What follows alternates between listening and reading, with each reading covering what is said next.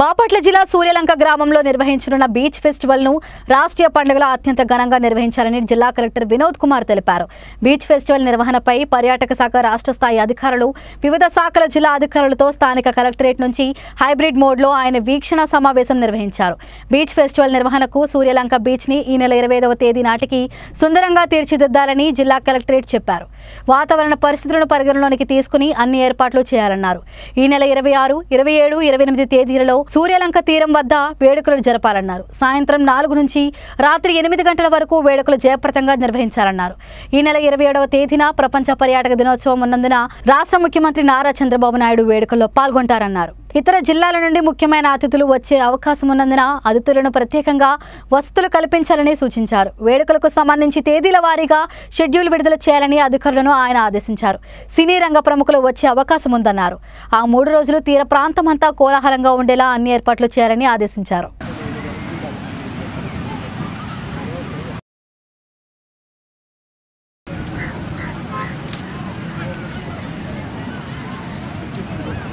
యాత్రికులు గమనించాలండి.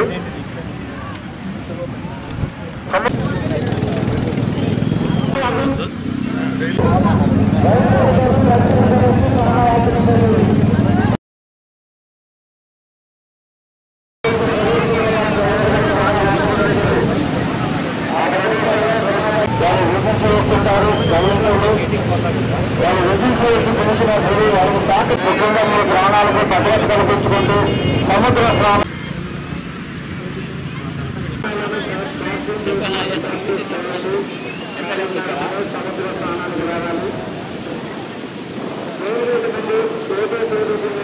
ఈ వాహనాలను ప్యాక్ చేయండి. యాత్రికులందరూ కూడా సహకరించాలి ప్రభుత్వానికి.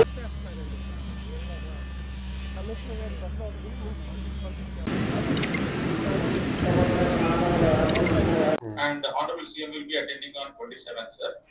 So we are starting a beautiful campaign to launch Sri Lanka as a beach resort for Hyderabad. Okay, that will have German hangar, isn't it? Yeah, this entire India is a German hangar. Okay, but in the between it is like pinkish color, so that This pinkish color is demarcated for the VIP sitting area. so that will also be covered by German hangar. Yeah. District Panchayat officer, sanitation measures. ఈ ఆ beach municipality పరిధిలో లేదా?